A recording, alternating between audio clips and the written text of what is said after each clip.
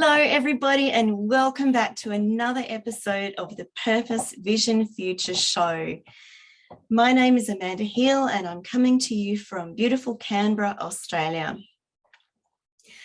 Now, today, I'd like to talk about how to find the answers to your questions, because when we are searching for our life's purpose, or when you are searching for your life's purpose, you need to ask a number of questions. And these questions I go into detail in my book, and you can get the details of that book on my page at wytv7.org/purpose-vision-future. So I deal with this in detail in my book, but what the questions you need to look at, the three areas you need to examine are: examine your past, examine your present, and examine your passions and dreams. And we looked a little bit about examining your passions and dreams last week, so you can check out that episode if you didn't see it on that same page. And so this week I want to talk about how you examine those areas. So the first thing you need to do is ask.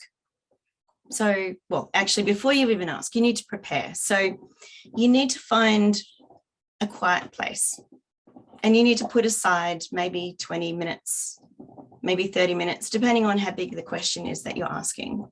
So you need to put aside some time, put your phone on do not disturb, make sure no one's going to disturb you. Find a nice quiet place. Some people like to lie down. Some people like to sit in a comfy chair. Some people like to go for a walk.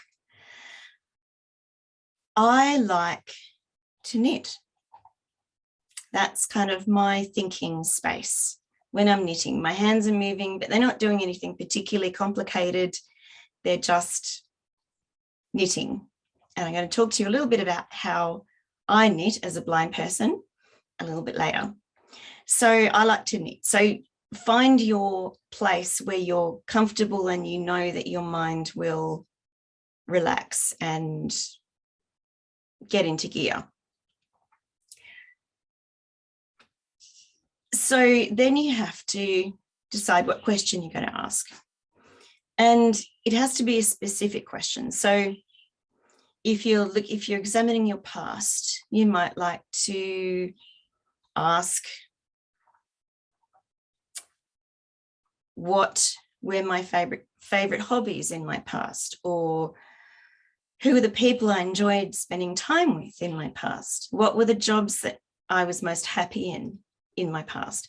And don't worry, all these questions are set out in the book. There's exercises in the book that you can go through in each chapter, which will prompt you with questions and even give you space to write the answers. And so just decide on the question you're going to ask, and you just need to ask one question. You don't want a whole list, and you don't want something as big as what is my life's purpose, because that's just too big a question. And so you've got your environment, you've got your question, and who are you going to ask that question to? You can either ask yourself, which is fine, or you can ask God, because God is really good at showing stuff, revealing stuff, pulling stuff out of your head that you'd forgotten was there. So I like to ask God these questions, and he very often gives me the answer. Also, you need to be prepared to record any answers you get. So you might have your phone, you might have a digital recorder that you can speak into, you might have a journal that you like to write in, or just a piece of paper you can scribble on, something to record your thoughts, because they will come, believe me, they will come. So you're all prepared. And so you ask your question, and then you wait.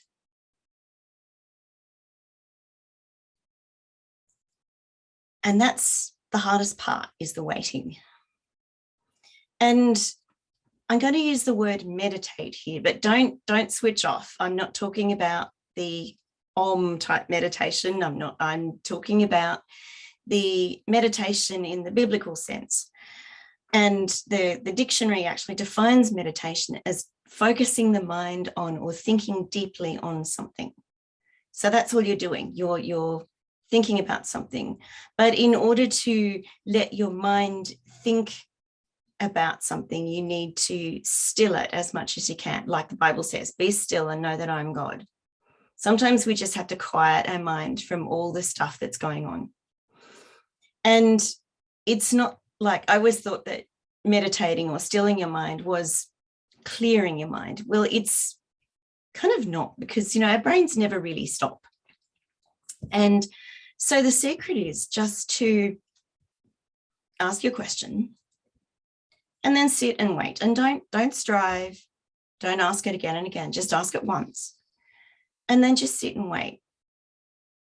And thoughts will come in, irrelevant thoughts. Like, for me, it's, I'm very food focused. So for me, it's like, oh, what am I going to have for lunch? And then I think, no, that's all right. Just let it go. Just let those irrelevant thoughts go. And I like to think about it as like yarn flowing through your fingers. I'm not holding on to it. I'm not trying to stop it. It's just flowing through. So just let those thoughts come in and pass through and go back out again. Don't hang on to them, and don't worry about them, because they're coming in. They'll just pass through. And then if you wait long enough and you just relax and you keep walking or sitting or knitting or doing whatever it is that you do, things will come, relevant things. And then you can write them down. If that's what works best. You can just park them somewhere in your head if you think writing them down will stop your thought process. Or you can just jot a quick note to remind yourself later about what that thought was, rather than writing it down in detail.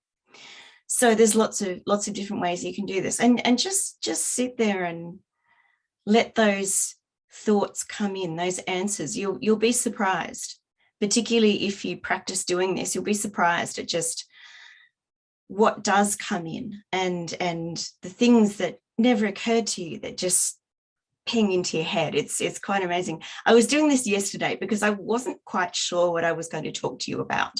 So I was sitting and I was knitting, and I asked God, what am I going to talk to my lovely audience about today? I've got lots of different options. And he gave me the answer, and he gave me the structure, and he told me the key points he wanted me to make. And also do that when I'm writing speeches as well. So incidentally, just a little plug, I am also a professional keynote speaker. So if you would like to have me speak to your organisation, I speak about how to overcome uncertainty and build resilience by building courage. So if your organisation would like that sort of thing, please do reach out. All my socials are on the page wytv7.org/purpose-vision-future. So all my socials are there. So please do reach out if you are interested in having me speak to your organisation about courage. So you're sitting, you're thinking, you're getting some good answers, and you're writing them down. That is how you find the answers to your questions. And excuse me, that was my phone in the background. I forgot to put it on Do Not Disturb. So that is how you find the answers to your questions. And it takes practice, it takes discipline. Sometimes you won't find an answer. Sometimes you'll ask a question and you'll sit there and you'll wait, and you won't necessarily get an answer. That's okay. God's a bit like that. He doesn't always jump when you say, speak. He's not like that. He answers in his own time. And So just park the question in your mind. I like to think of it as like putting it in the slow cooker. You know, you've got a piece of meat, it's a bit tough. So you're going to put it in the slow cooker and you're going to leave it there all day. And it's just going to cook and it's going to marinate in its lovely juices and it's going to cook and it's going to get more tender. And by the end of the day, you come home and it smells really good. And you know that when you take that meat out of the slow cooker, it'll be nice and tender and it'll taste really good. And that's kind of what it's like. Sometimes you just need to put your question in the slow cooker and just let it cook for a while. And at a time when you're least expecting it, the answer will just pop into your head. Or if you'd like to think of it this way, the Holy Spirit will just reveal it to you. So if you don't get your answer straight away, or after, 10, 15, 20 minutes of waiting, just pop it in the slow cooker and don't worry about it. And it will come up either the next time you sit down to ask that question again, or it'll just pop into your head when you're doing something completely unrelated. So that's often how God answers prayer for me. So that's how to search for the answers to your questions. And please take courage. It does take practice, but it will come and you'll just get better and better at finding those answers. And if you're someone who talks to God on a regular basis and hears from him, you'll find this quite a bit easier. So I think it's about time we went to a break. But before we do, I'd like to remind you that if you like what you're hearing, please do remember to donate to WYTV7. You can do that at WYTV7.org, because your donation will help keep this show and all the other lovely shows on the air. So I'll see you on the other side.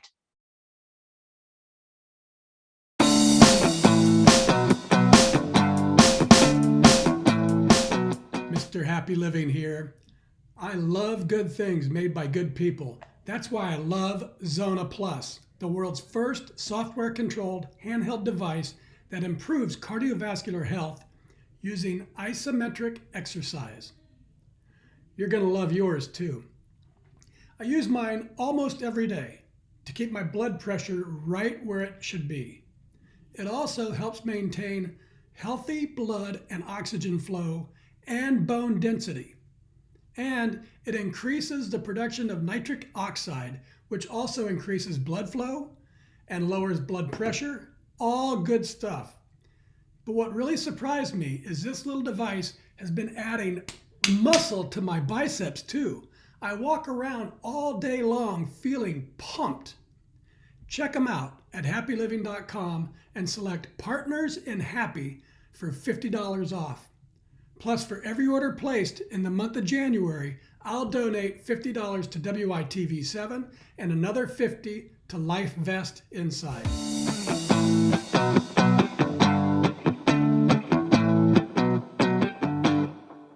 Hello and welcome back. Thank you for joining me again. And thank you to our lovely sponsors who make this show possible. Now, before the break, we were talking about waiting, asking questions and waiting. And I'd love to hear from you.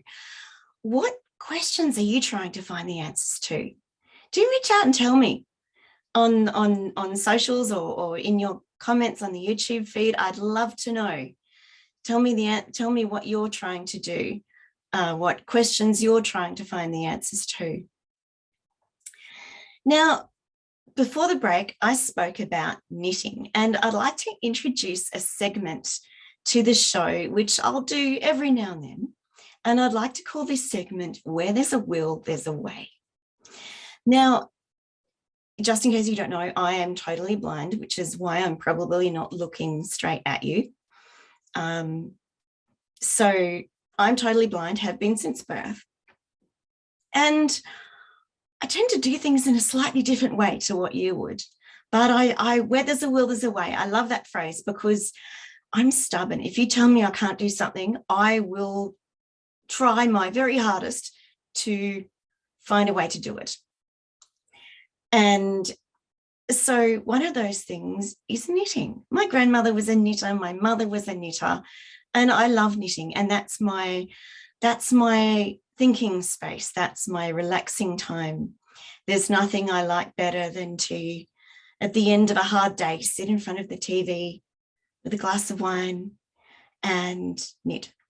That's just the most relaxing thing. I also do that, as I said before, when I'm trying to think of something or search for the answer to a question, I just sit and knit because it relaxes me and allows my mind just to be still. So you're probably wondering, how do I knit as a blind person?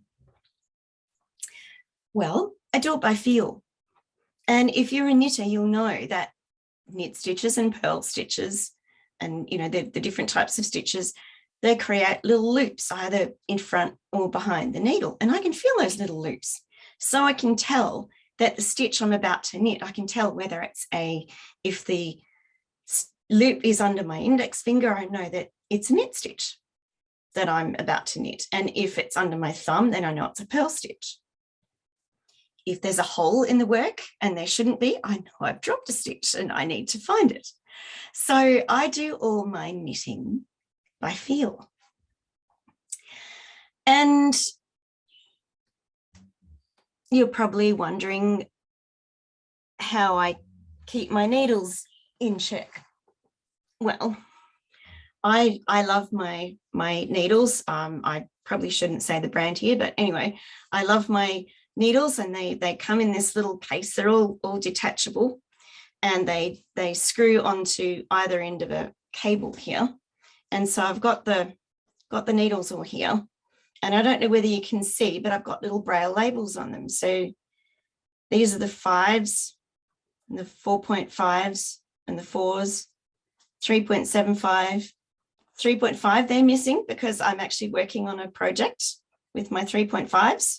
So I just find the size of the needle that I want, and I just follow it up, and there are the 2 needles, and I can just pull them out and screw them onto the end of my cable. So that's how, and I've, you know, goes all the way up to 10s up here. So they're all the different sizes of needles that I've got. And as long as I put them away when I finish using them, everything's all good. So that's all my needles sorted.